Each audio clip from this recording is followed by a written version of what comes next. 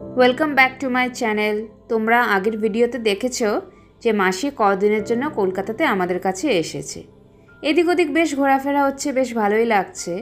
তো এর মধ্যে আমরা ভাবলাম যে কলকাতার একটা সিটি ট্যুর করলে কেমন হয়।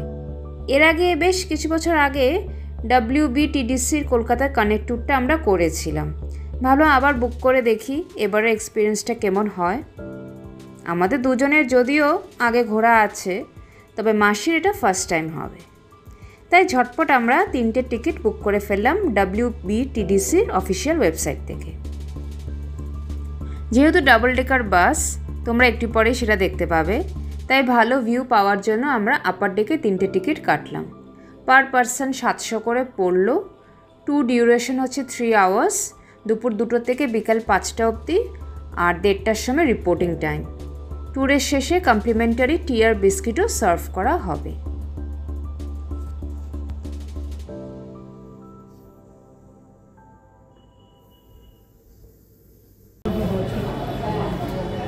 মা, ও মা,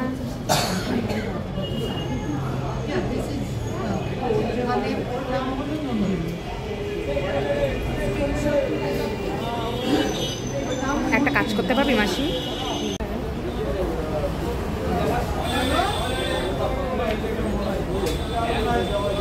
কিছু দেখলে?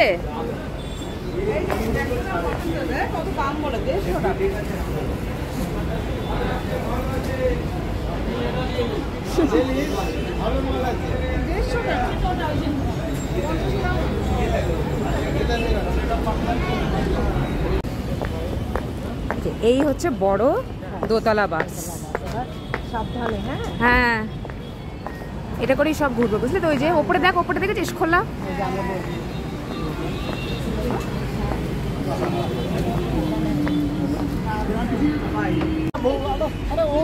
এই মাসি,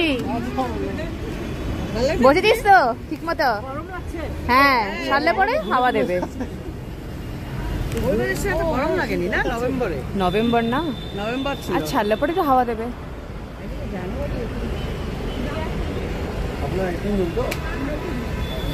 পুরো বাসটা খুব সুন্দর কিন্তু, না? বাসটা খুব সুন্দর না?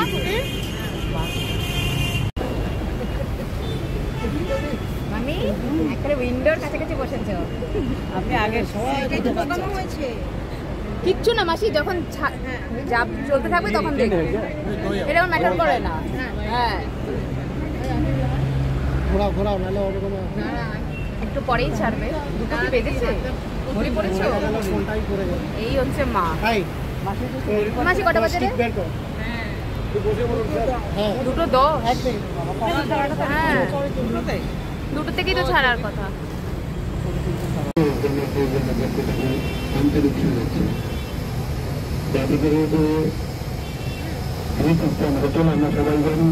আচ্ছা মা, দেখো সামনে ললিত গ্রেট স্টার, পুরোটাই ললিত গ্রেট স্টার। হ্যাঁ হ্যাঁ হ্যাঁ হ্যাঁ,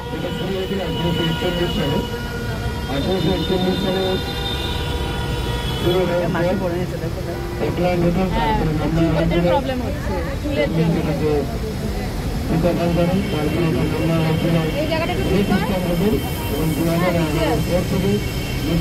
ভালো লাগছে মাসিকে, দেখি দেখি। হ্যাঁ,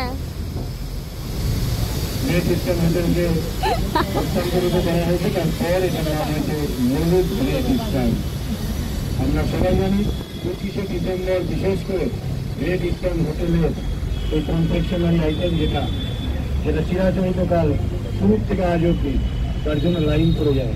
আমরা ইয়াদ করি, আমরা মনে রাখি সেই সব দিনগুলোকে।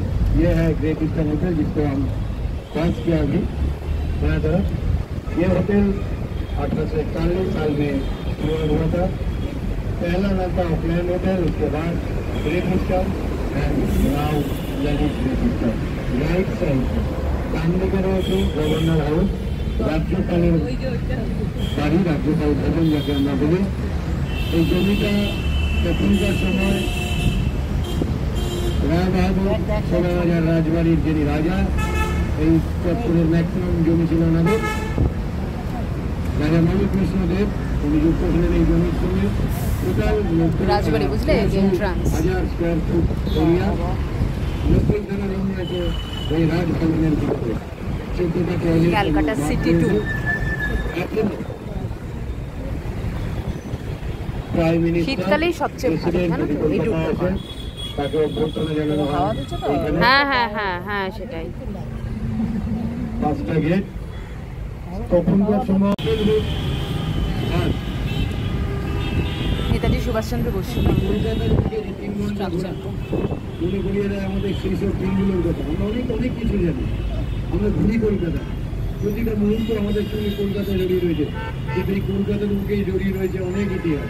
যেসব ইতিহাসগুলো আমরা অনেকেই জানি, কেউ বা জেনেও ভুলে গেছি, সেগুলোকে এই বাসে করে বসে নতুন করে মনে করে। লাল বাস যারা দেখেছেন, অনেক সিনিয়র পার্সন আছেন, মনে পড়ে সেই সব দিনগুলোর কথা। দৌড়ে গিয়ে পিছনের গেটে ঝুলতে যাওয়া, মনে পড়ে যায় দোতলায় উঠে সামনে রয়েছে আকাশবাণী ভবন। আমরা সবাই জানি এর পাশ দিয়ে প্রচুর যাতায়াত করেছি সবাই মিলে। আকাশবাণী ভবন, आकाशवाणी, यहाँ से शुरुआत हुआ था पंकज कुमार मल्लिक, बांग्लादेश हेमंत कुमार।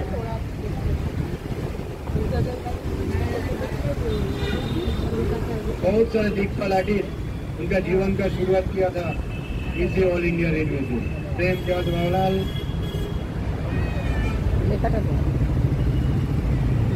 आरती मुखर्जी, बहुत सारे दिग्पाल आर्टिस्ट शुरू করেছিলেন জীবন এই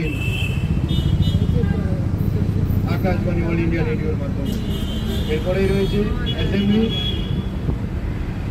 সামনে থেকে বহুবার গাড়ি নিয়ে গেছি, বহু বাসে গেছি, কিন্তু বাসে করে ওপেন হুড বাসে আমাদের কলকাতাকে দেখা এর একটা আলাদা অনুভূতি, এর একটা আলাদা চিন্তা ভাবনা।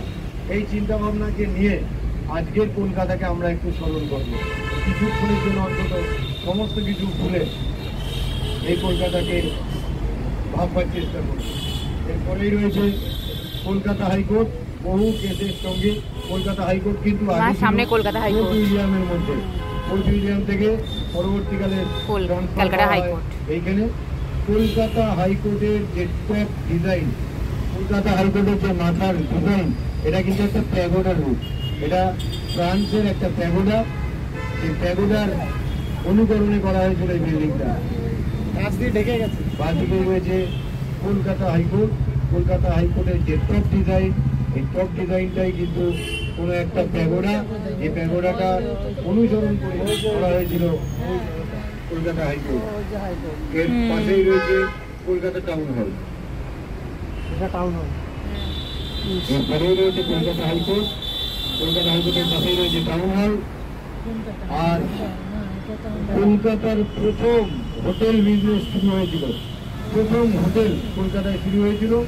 এখন বাঁদিকে যে লাল বিল্ডিংটা দেখছেন, এই বিল্ডিংটা এত বড় বিল্ডিং ছিল না। এর পিছন দিক থেকেই প্রথম হোটেল ব্যবসা কলকাতায় শুরু হয়েছিল। যেটা দেখছেন লেখা আছে এডি বেঙ্গল, এইটাই প্রথম হোটেল ব্যবসা শুরু হয়েছিল এই বিল্ডিং। ফার্স্ট হোটেল ব্যবসা এখান থেকে, বুঝলে, কলকাতায়। Saint John's church. আমি আপনাদেরকে বলে আমার সঙ্গে থাকবেন। আমি চেষ্টা করবো আপনাদেরকে সেন্ট জনস চার্চের যে ছোটো ছোটো হিস্ট্রিগুলো আছে সেগুলো একবার করে আপনাদেরকে মানে বলে দেওয়া, যাতে নতুন করে সেন্ট জনস চার্চকে আবার সেন্ট জনস চার্চ একসঙ্গে আসবেন আমাদের সঙ্গে।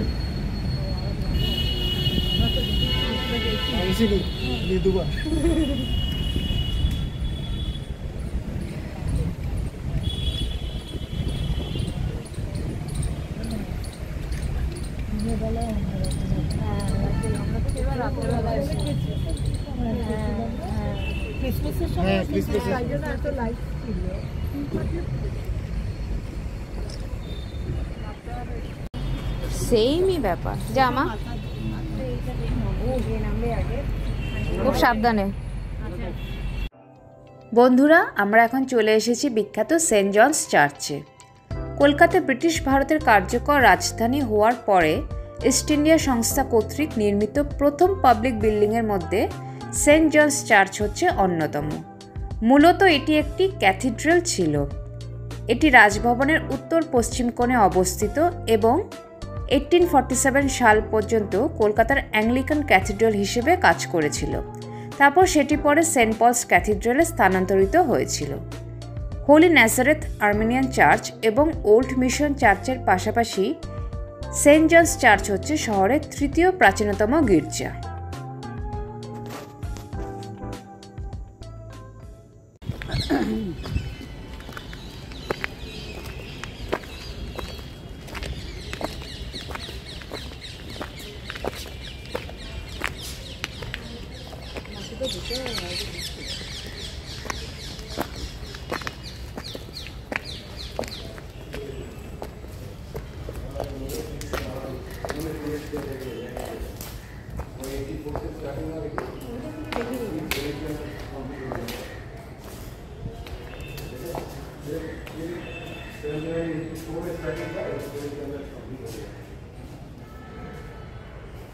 চার্চটি যে জমিটির উপর দাঁড়িয়ে আছে সেই জমিটি উপহার দিয়েছিলেন শোয়াবাজারের মহারাজা নবকিষেণ বাহাদুর।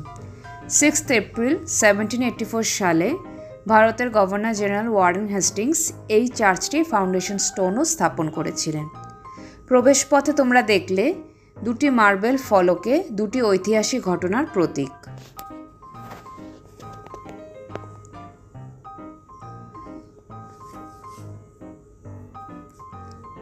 লন্ডনের সেন্ট মার্টিন ইন দ্য ফিল্ডসের আদলে নির্মিত হয়েছে এই গির্জাটি। 1784 সালে শুরু হয় এর কনস্ট্রাকশনের কাজ। একটি পাবলিক লটারির মাধ্যমে 30,000 টাকা সংগ্রহ করা হয় এবং তাই দিয়ে 1787 সালে এই কাজটি সম্পন্ন হয়।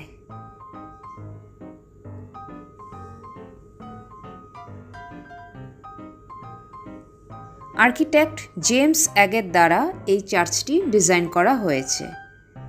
সেন্ট জনস চার্চটি ব্রিক আর স্টোনের মাধ্যমে মানে কম্বিনেশনে বলতে পারো পুরোপুরি কনস্ট্রাক্ট করা হয়েছে, তাই তাকে অনেক সময় পাথুরে গির্জাও বলা হয়ে থাকে। 1800 শতাব্দীর শেষের দিকে কলকাতাতে পাথর কিন্তু একটা বিরল উপাদান ছিল। কথিত আছে পাথরগুলিকে গৌড়ের মধ্যযুগীয় ধ্বংসাবশেষ থেকে আনা হয়েছিল এবং সেটা সম্ভব হয়েছিল একমাত্র হুগলি নদীর জন্য।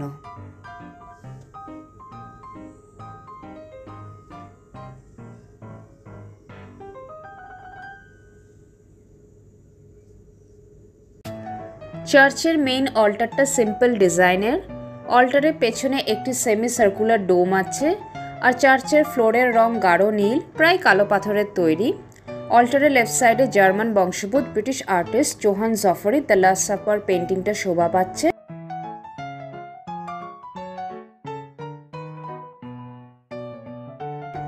রাইট সাইডে একটা সুন্দর গ্লাস স্টেন উইন্ডো আছে, খেয়াল করলে দেখবে। আর আরেকটা বিশেষত্ব হচ্ছে এই চার্চের pipe organ. Pipe organ install করা হয়েছিল আর্লি 19th সেঞ্চুরিতে। ম্যানুফ্যাকচারার হচ্ছে ইংল্যান্ডের William Hill and son and Norman Beard limited. Silent এরাতে সিনেমা হলে পাইপ অর্গান তৈরির জন্য এই কোম্পানি বেশ বিখ্যাত ছিল। বড় বড় জানালাগুলি কালার গ্লাসের ভেতর দিয়ে সানলাইট প্রবেশ করতে দেয়।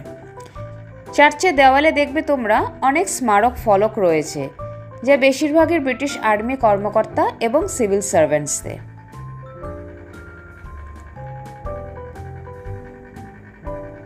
এমনকি চার্চের চতুর্দিকেও লম্বা লম্বা স্তম্ভ দিয়ে ঘেরা, আর এন্ট্রান্সওয়েটি একটি বেশ সুসজ্জিত ভ্যারান্ডার মধ্যে দিয়ে গেছে। আর ফ্লোরের রং তো আগেই বলেছি তোমাদের, ব্লু গ্রে মার্বেলের। এটি একটি বেশ রেয়ার কালার, যা গৌড় থেকে আনা হয়েছিল।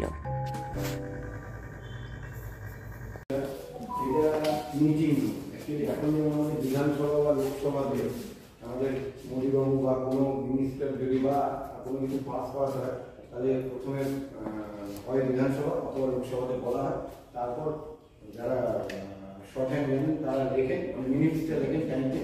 আর কিছু লোক আছে যেমন আমাদের বিজেপি বলুন, তৃণমূল বলুন, সাপোর্ট করে।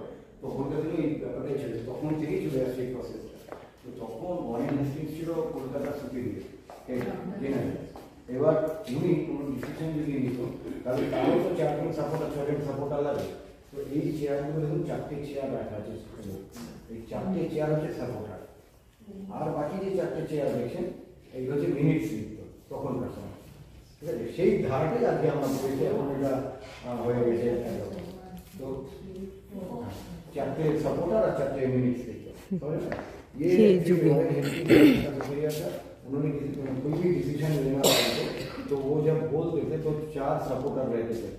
अभी होता है ना ये असेंबली में, तो ये 4 सपोर्टर थे चेयर है उस जमाने में। सोचिए 1784-87 में ये स्टार्टिंग हुआ, तब से लेकर आज तक जो देखे सेम तब से लेकर आज तक फील ऐसे ही है। और 4 है मिनट्स लिखने वाला और वॉरेन हेस्टिंग्स के ऊपर में फोटो है इसका, बादी के ऊपर में, और नीचे उसका सिग्नेचर उस 1700 साल की बादी के एकदम फर्स्ट है 1784 में उनका सिग्नेचर है ये, ठीक है।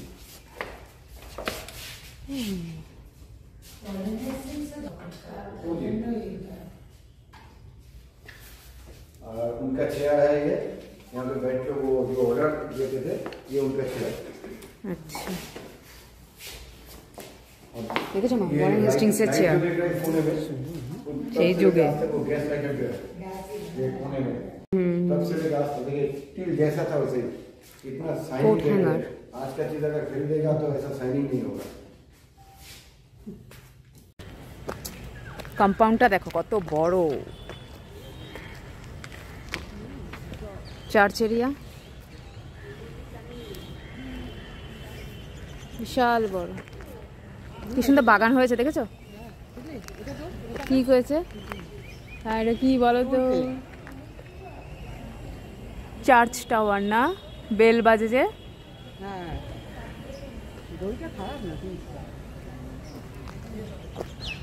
বা memory of lady Canning, memory of কোথায়? ও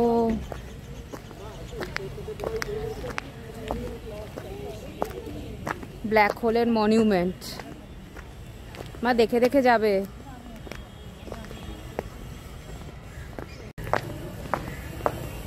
এটা কোনো এটা সিঁড়ি আছে, হ্যাঁ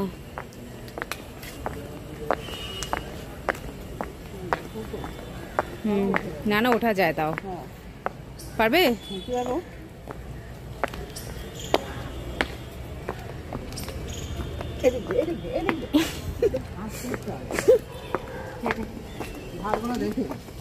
কি দেখে কিছু না, এখানে টুম আছে, টুম।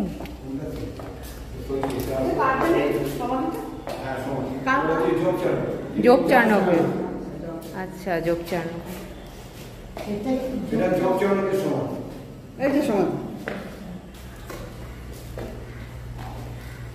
ল্যাটিন ভাষায় লেখা, বুঝেছ? ল্যাটিন।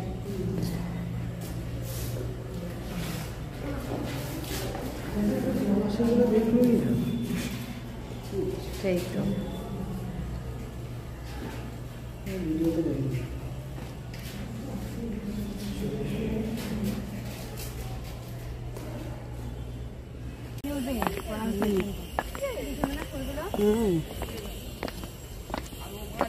এরা মোরগ ফুল না কি ফুল জানি বলে, না না মোরগ না, কি ফুল জানি বলে জানিস?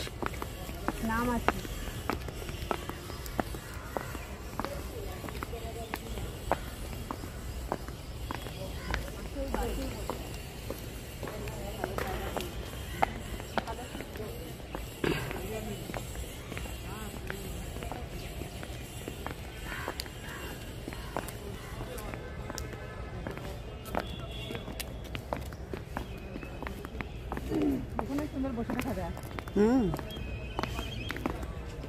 টাইম পাস করা। সর্বশেষে ব্ল্যাক হোল মেমোরিয়াল দেখে আমরা চার্চ কম্পাউন্ড থেকে বেরিয়ে এলাম। এরপর নতুন গন্তব্যের খোঁজে আমাদের নিয়ে ডাবল ডেকার বাস আবার রওনা দেবে। এই ট্যুরের প্রথম স্পটে এসে খুবই ভালো লাগলো, যেন আগের স্মৃতি ফিরে এলো।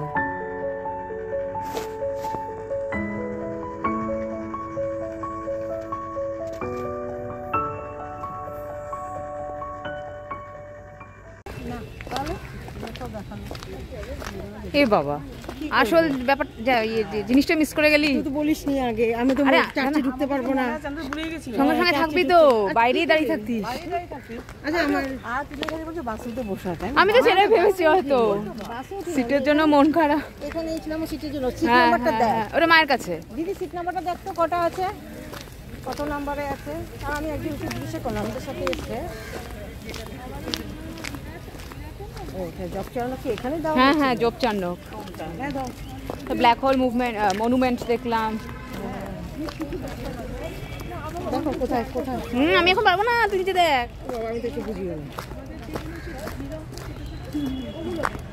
এখানে আমি ভিডিও করছি। এটা কি 1 2 3? না না, 1 2 3 তো সিরিয়াল নাম্বার। আমার মনে সিট নাম্বার মনে হয় সেমন কিছু নিয়েই না না, বলেছে আছে।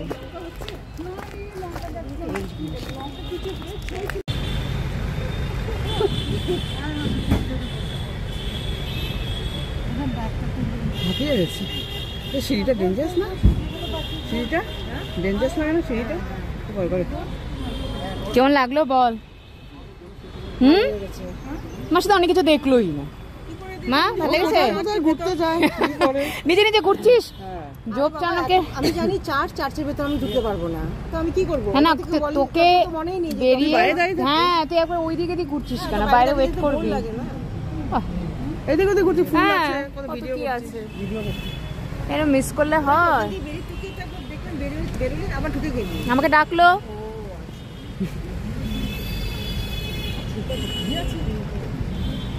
এমন কিছু না। মা ছেড়ে যাচ্ছে। এখন কোন জায়গা নেক্সট? বলবে বলবে। এই ওয়েদারটা, এরকম ওয়েদারই বেটার, জানো তো। রোদ টোদ নেই, সাঁতারটা লাগছে না। সবাই বাসটাকে দেখছে, এত বড় বাস। বাসটা দেখাবো। হ্যাঁ।